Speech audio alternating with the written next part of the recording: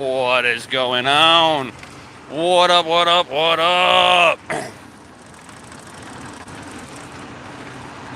What's going on, everybody? Hope you all having a great morning. I'm going to try to hold my phone this morning. I am on the road. It's first thing in the morning. I'm going to set my cruise control here.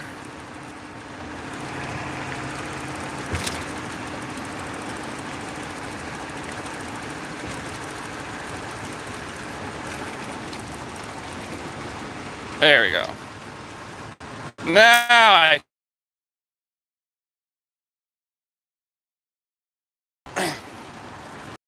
it is almost 8 o'clock. I'm on the road getting to class. I got about an hour drive.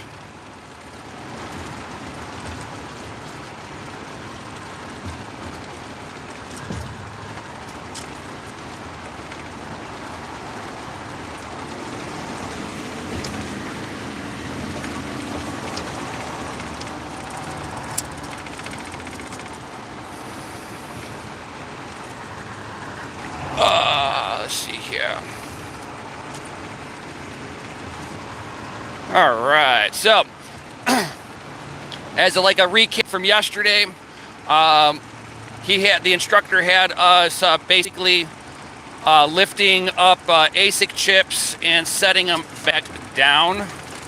Hold on one second, guys. I am going through a toll booth, so I got to grab my iPass.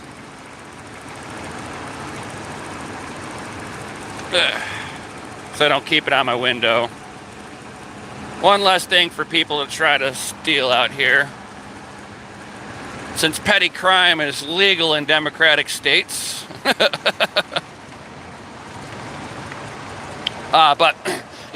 So the instructor was having us lifting chips, setting them back down.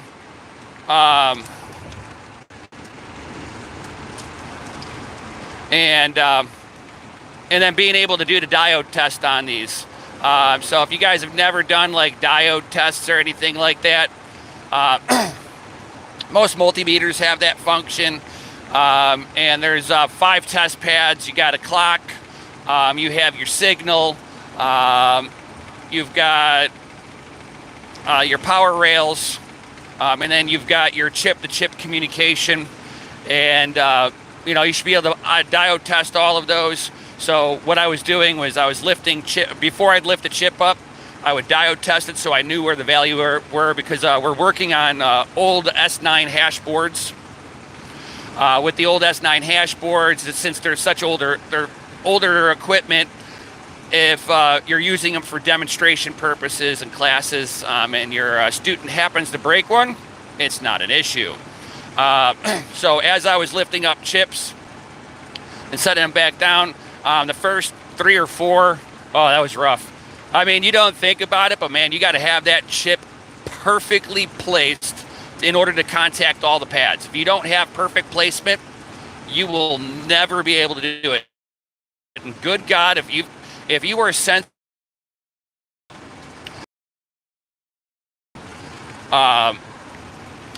bro, 2 cups of coffee, and I was having issues trying to place ASIC chips. We're not even doing micro soldering at that. I mean, well, it is technically micro soldering because of the pads and stuff. But yeah, I mean, I didn't. Yesterday was a lot easier. I had a little bit of caffeine, not a whole lot. Today I've got no caffeine in me. I'm like, good God, I cannot handle caffeine. And trying to have small little nimble movements like that. Most insane. It's completely insane. Completely insane to try to set an ASIC chip down on the PCB and solder it. So, I mean, I already know how to solder, doing cold solder joints, hot solder joints. Hot solder joints means that you're keeping everything hot. You lift a component off, set it back down. That's a hot joint. And I'm sitting here trying to do that. But man, it's so fiddly when you're looking underneath a microscope trying to straighten a chip out. There's like a white line above and below the chip to help with the alignment. But yeah, it's not the best measurement. It'll get you there, but then it's like you kind of got to get used to, okay, I can see this much of the power pad, I can see this much of the ground pad, you know, and kind of split the difference between it. It's a feel. There's no, oh yeah, this is super simple, you know. It's not like soldering down a resistor or a capacitor. A resistor and a capacitor getting soldered down, like you've got the pad that the component gets soldered to help you out. So as you're sitting there and getting the solder joints with the components, you can sit there, heat it up, get the solder liquefied, and put a little bit of flux down, and as everything pulls up, the component itself will suck itself right into the pad. You let the component and gravity do the work for you, and it'll even straighten out. So I mean, it's like pretty cool to watch it. What are you doing? Holy cow.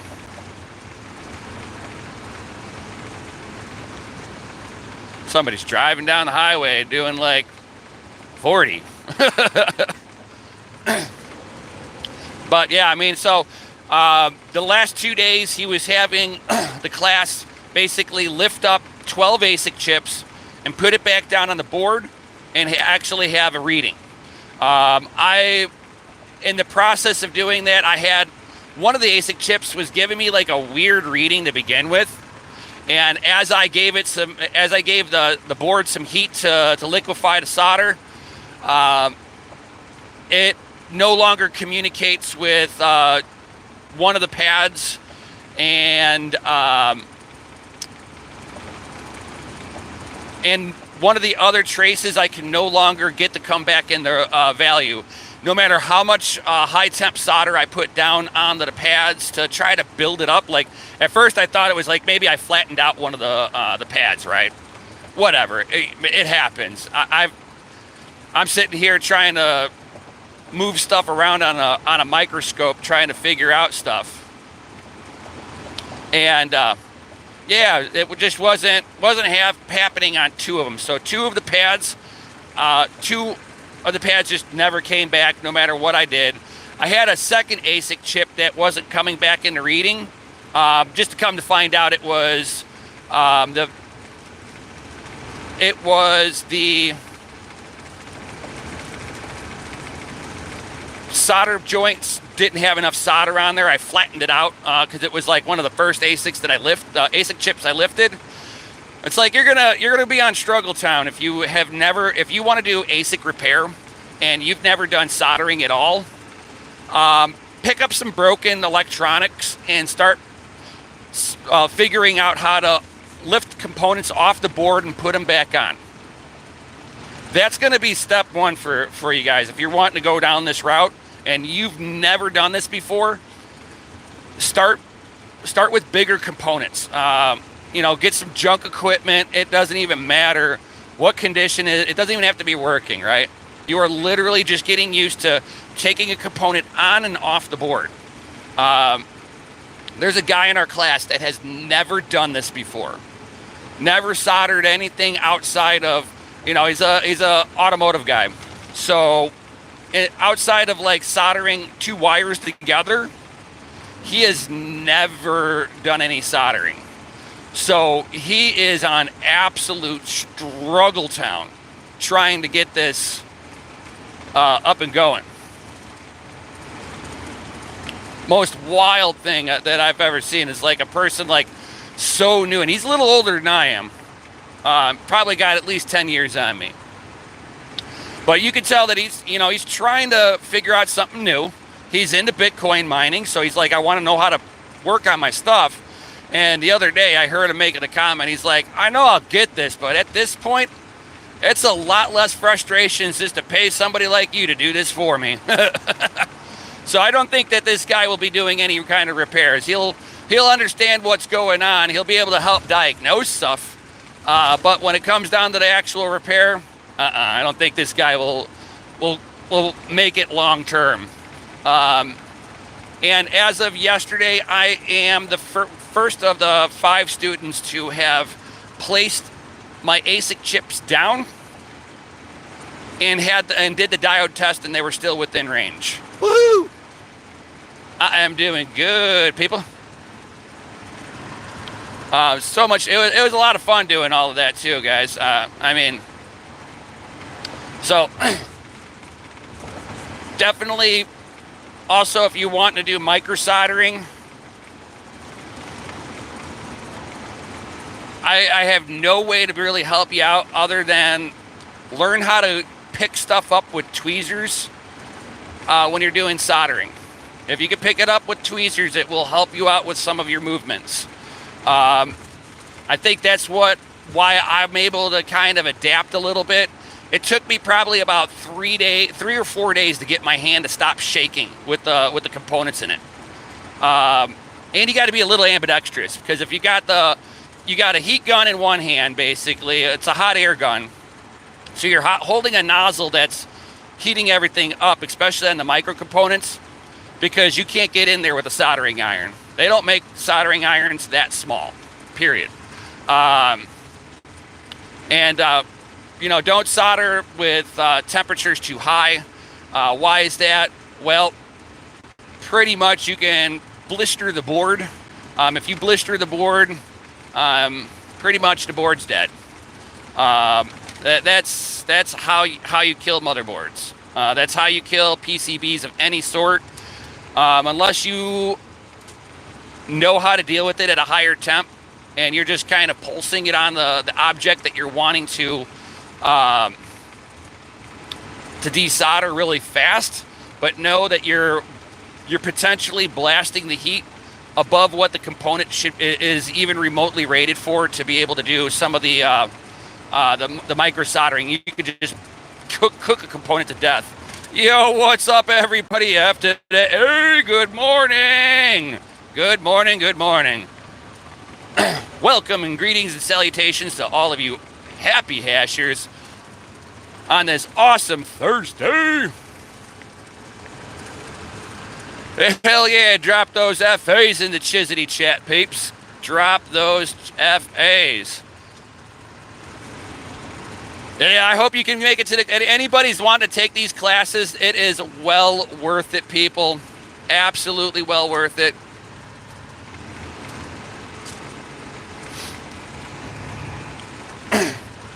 This has been a hell of a learning experience, but definitely if you want to take these ASIC classes and you've never done any kind of soldering at all, guys, start practicing. Grab yourself a cheap little soldering iron set, and then pick up some broken computer parts. It doesn't have to be ASIC. It doesn't have to be a GPU.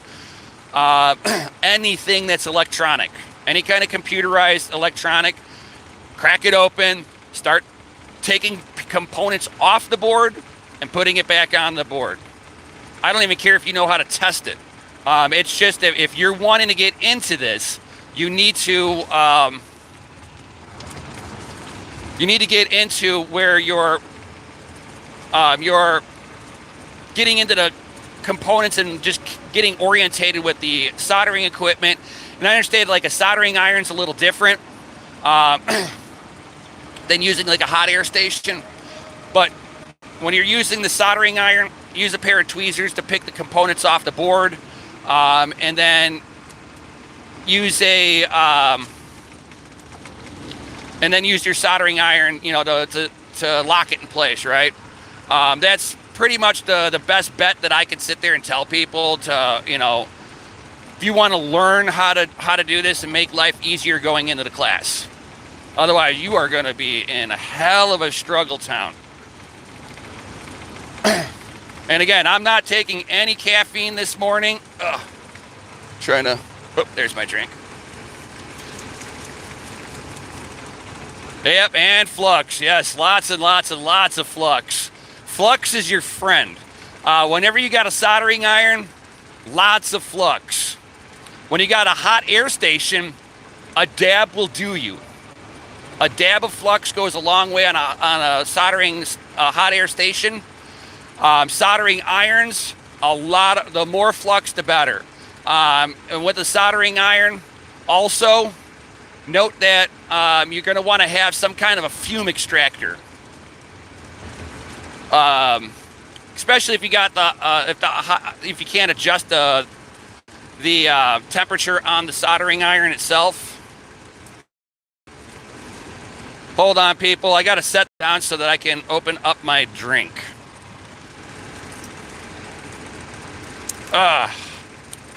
Sorry, people. You're looking at my cup holder for a moment as I get my drink on.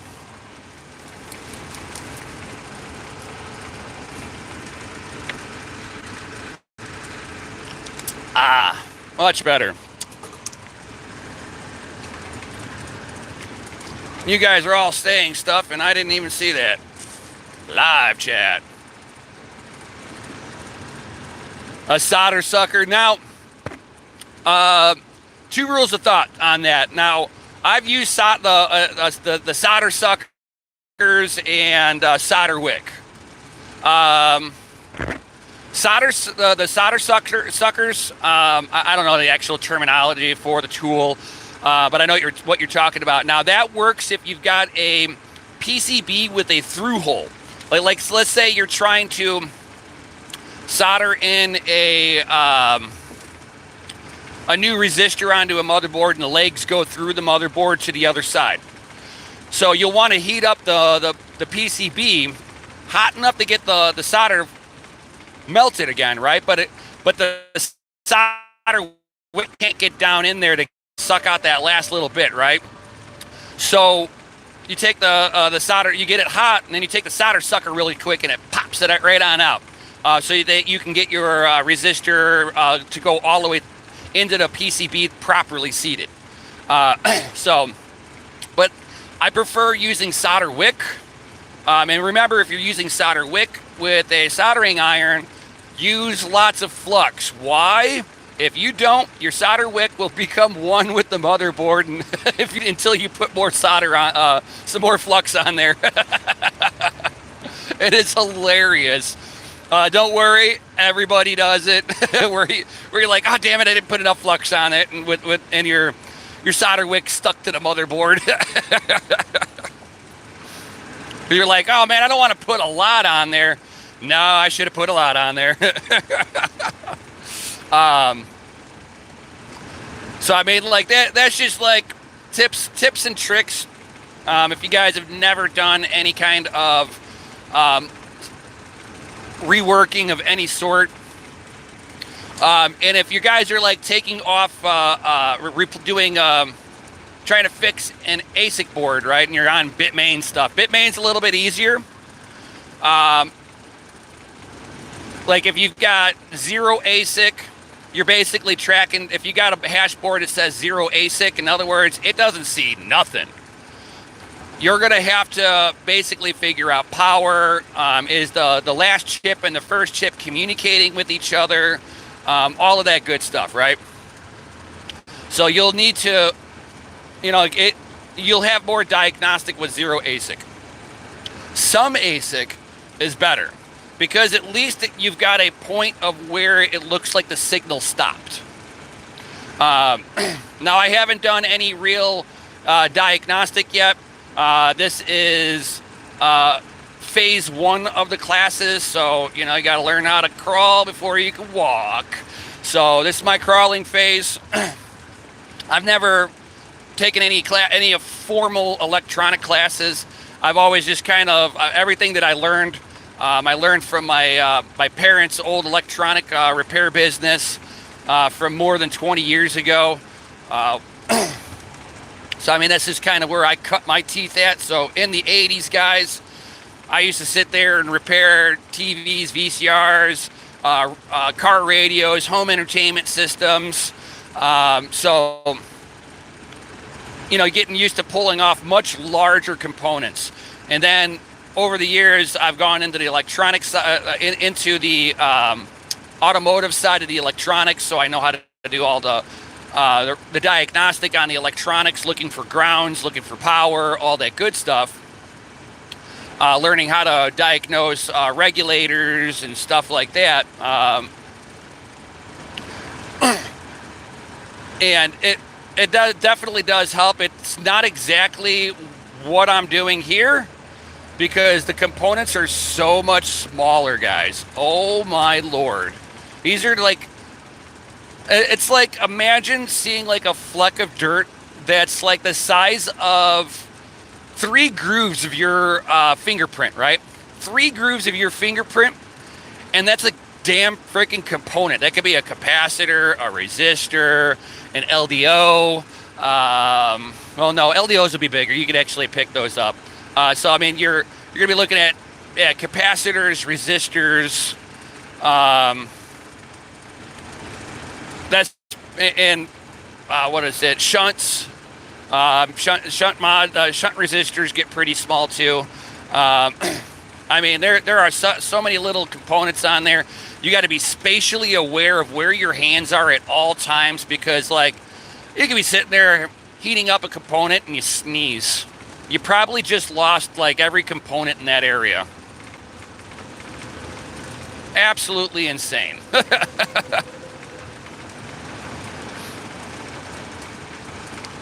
Damn, I'm doing, like, 80 miles an hour down the highway, and I'm still being passed. Holy cow, these people are on a move today.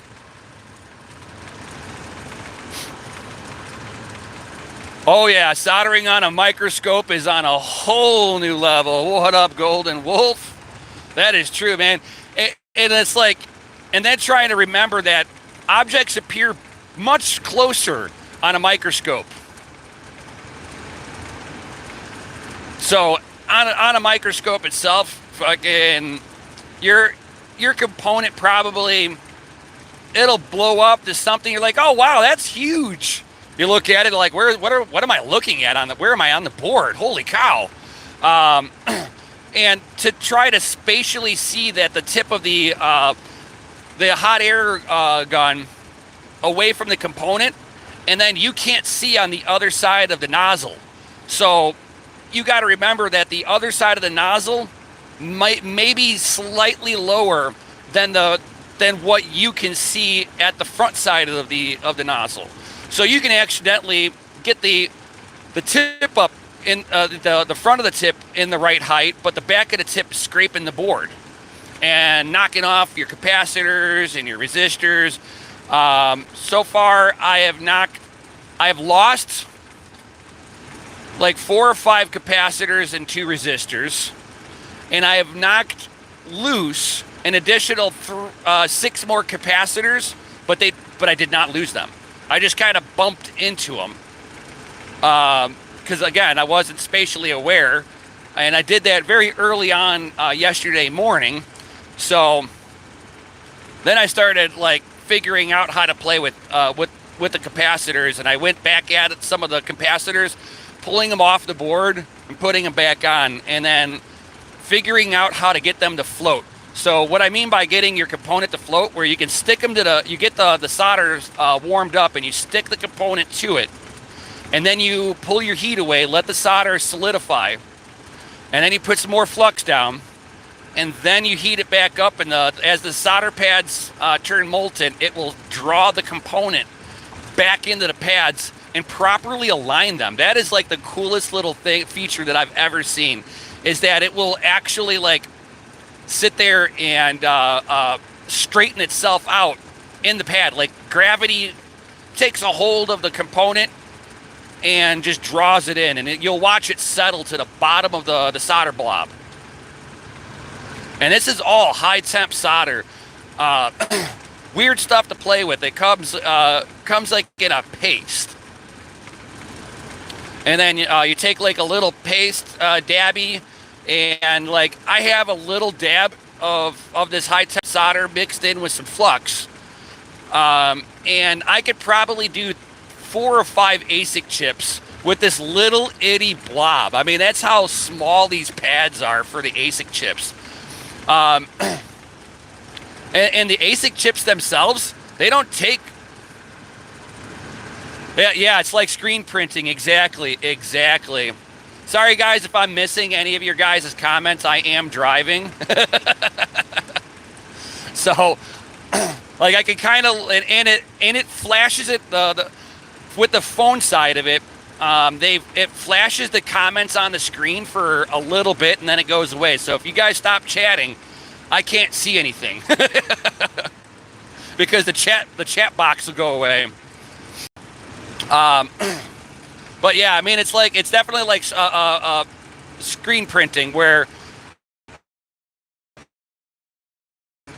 and screen print your ASIC chips too, where you can actually put the solder right onto the chip itself. They make dies that you can put the chips into and spread some of the high temp high temp paste on there, warm it up, and then it'll solidify right onto the pads just as you need. But yeah, it's been this class has been a hell of a learning curve for me. I recommend it for anybody that wants to get into ASIC repair at all. Even if you're not going to do the repairs yourself, it is worth doing the class. Just note that the classes are a little bit on the pricier side, but it's, knowledge is never free. And it is a certified class. So you're looking at, like, I think it's $2,700 per class session. It's 2 weeks, so you're looking at about $5,000, a little over $5,000 for the 2-week class. But you will be ASIC certified. The instructor is he is the guy that put together the very first WhatsMiner repair facilities in the United States. So we're getting taught by one of the top ASIC repair guys in the United States, which is pretty cool. Guy is super kicked back and relaxed. His name is Austin. If you guys you guys ever wanted to hit him up, he's on the Twitters. That's how I found him. I found him up on the Twitters and started chit-chatting with him, and then he's like, you should take the class. And not realizing that he was doing the classes with Scott Oxford. If you guys don't know Scott Oxford, he is a reseller for mining equipment. So he will buy new and used gear and sell them. So we're in the process of working on some S9s. He just got a whole pallet filled of S9 hands. A little bit of work. A lot of them were, a small portion of them were pretty much, it looked like they were ready to go. You could plug and they've got those. They've just got a whole bunch of S19J Pros in. Like 100 of them that they were doing, that they're opening up, cleaning them, whatnot. The advanced classes are doing the repairs on those.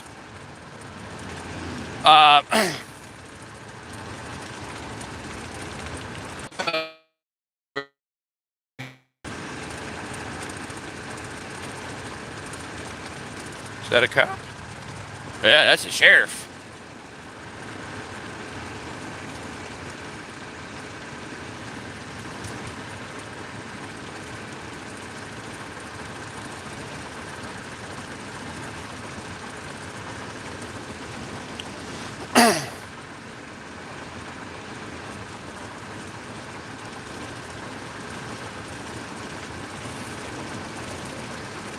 Oh, I need to make my way over.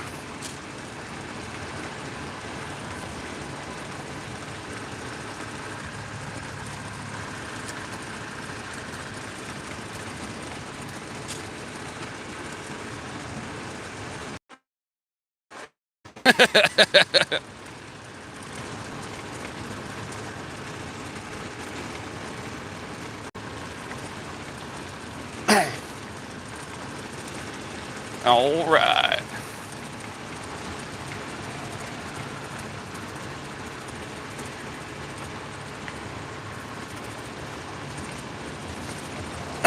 So, yeah, I mean, sorry guys, I'm like kind of getting around traffic a little bit here.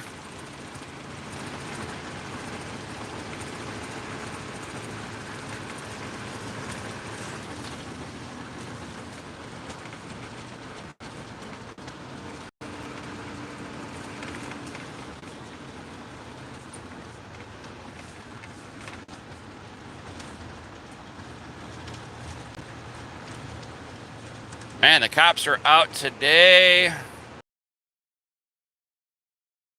And I'm just kind of cruising down the road.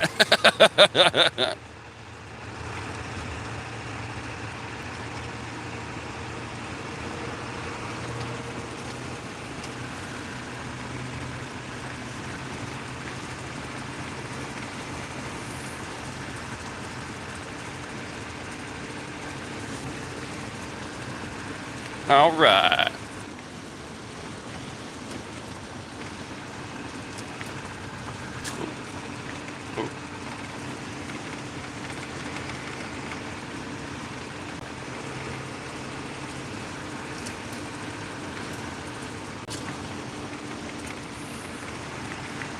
All right, there we go.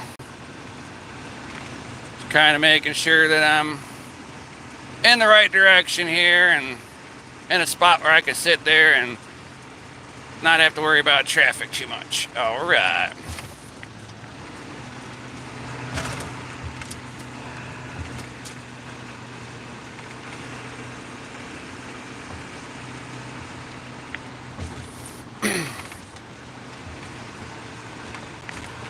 So, yeah, I mean, like the whole class and everything, this has been an absolute amazing experience. Oh, God, this is like a really crappy part of the highway, too. It's like between me having like a little bit of a bad tire and a bouncy road. Holy cow.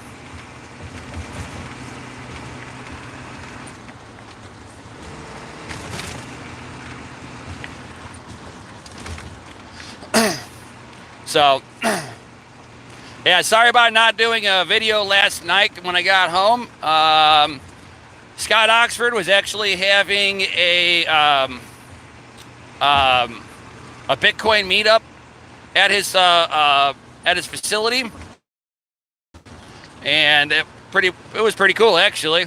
I'm sitting there open. And like as we're in class too, I mean, Scott's feeding us, giving us lunch and stuff, supplying all the drinks that we want to drink. I mean, no alcohol, of course, while we're working, but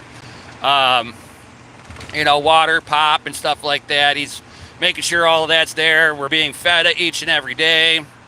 Pretty cool. And then last night he started pulling out alcohol. I'm like, oh my gosh, it's like it feels like I'm working with a bunch like a grown-up party kids, you know. A pretty hilarious concept of like the guys running the show are basically party kids. I mean, it makes for a much more pleasant experience, realistically overall, right? Yep, work hard, play harder. Yes, sir.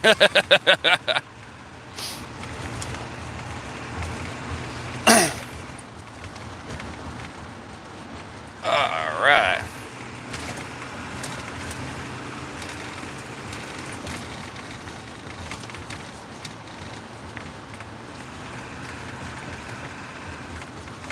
I need to come over. 'Cause I'm not getting off at that exit.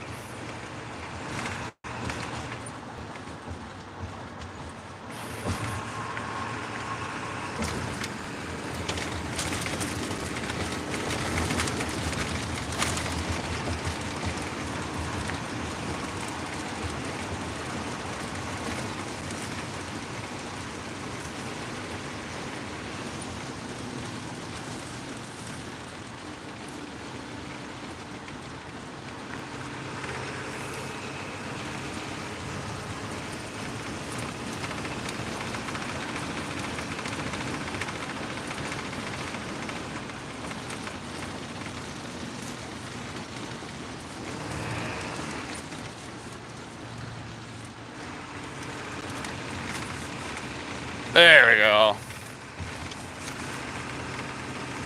Drive it like you stole it.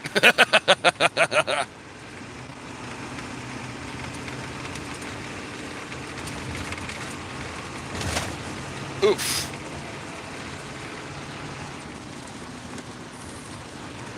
There we go. Sorry, guys. Gets a lot, like all these little splits and everything, all the traffic starts like ducking and weaving, and I had to kind of do some of the same thing because semi-trucks were in the wrong goddamn lane. How do I know they were in the wrong lane? They're supposed to be in the right 2 lanes, not in the far left lane. If it's 5-lane highway, they get the right 3 lanes. The 2 left lanes are for cars only. They don't put the rebar all the way to the other side, and that's how you get messed up roads. And these semi-truck drivers are oblivious.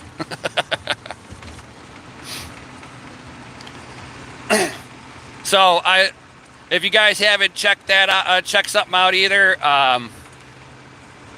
President Biden has signed in the central bank digital coin, guys. So we now have CBDC that is going to be implemented here, which makes me worried that we are now starting to see more banks showing insolvency. With more banks showing insolvency, guys, this shows that they are going to be ushering in centralized currency, guys. It's not money in any way, shape, or form. It's freaking currency. That you will no longer be able to see how many units are there of that currency in any way, shape, or form. It'll be completely private. So they'll be able to sit there and basically print that will. They will know exactly that you paid for a pack of gum. They'll know that if you paid somebody to do some side work for you. Because, you know, it's good. The app is going to ask what the nature of the transaction is. Think about it. The nature of the transaction. No matter what you do, you will have the nature of the transaction. Absolutely wild.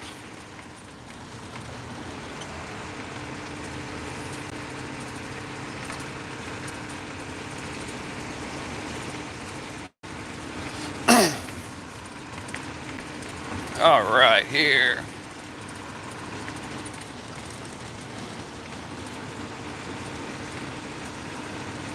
Another split.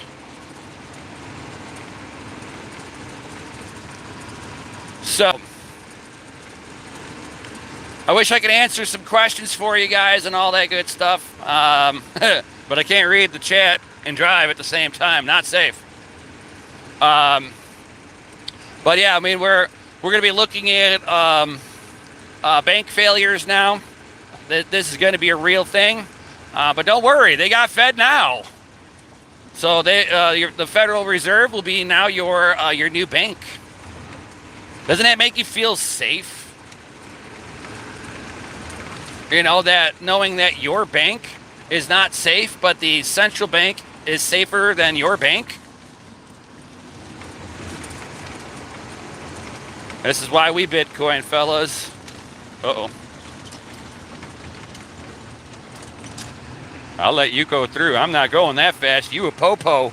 I will put my phone down and get out of your way. That was a popo. He's on a mission. I'm fucking going fast through a construction section. That guy's doing 90.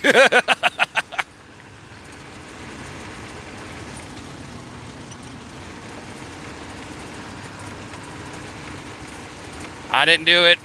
Not my fault.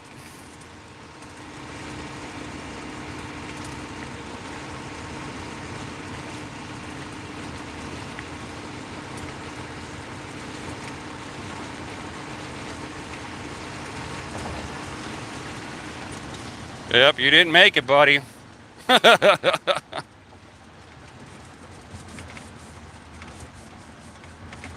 It's like, you had to know that I was closing the gap, buddy. And it wasn't that because you were coming around me. I was going the same freaking speed.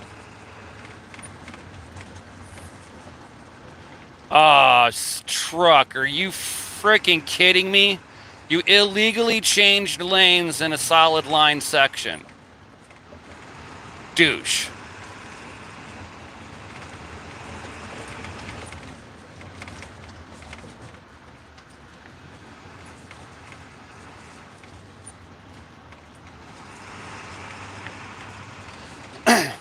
Well, I am in a bit of a construction zone. There's a lot of traffic here. I think I'm going to call it here, fellas. Just way I can concentrate on driving a little bit more. Just because there's like some mad traffic here. So thank you, everybody that's been here. Certainly smash that Lizzie like button, subscribe, hit the bell notification, all that good stuff. If I get home at a decent time tonight, I will go live, even if it's just decompress with a video game and such like that. So, all right, guys. And with that being said, peace out, stay savage, and I'll see you on the next one.